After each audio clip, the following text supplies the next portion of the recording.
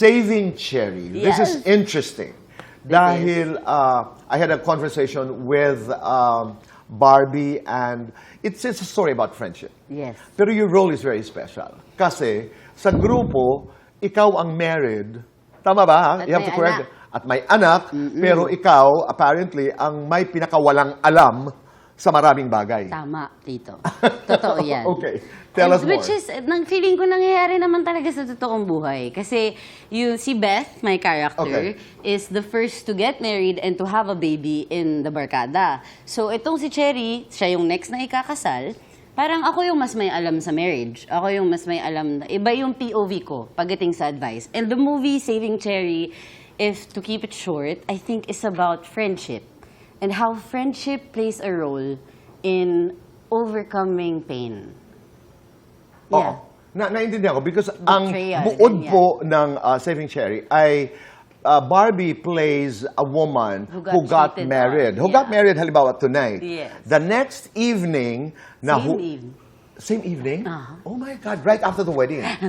Nahuli niya ang kanyang asawa, tabi-tabi po sa mga bata, there's no other way of saying this, sa kama na may kasamang iba. Tito, di ka sure kung sa kama ginawa. Talaga?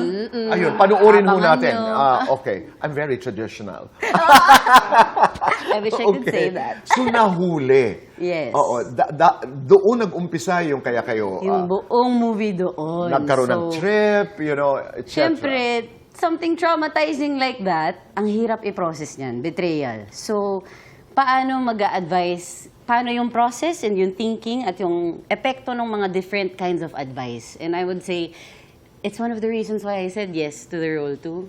Okay. Kasi si Beth, yung kung anong pinaniniwalaan na is kind of the opposite to Mikey. Okay. So, maganda. Well, natuto ko sa kanya, Tito. It also tackles celibacy before marriage. Yes. What is your take there? What's my take there, Tito? Again, Next question, please. Dali, iklaklaro ko lang. Kasi nung binabasa ko yung buod nga ng kwento, talagang sinave ni Cherry yung kanyang virginity. Ang term niya ay regalo niya sa kanyang mapapangasawa. Uulitin ko yung tanong.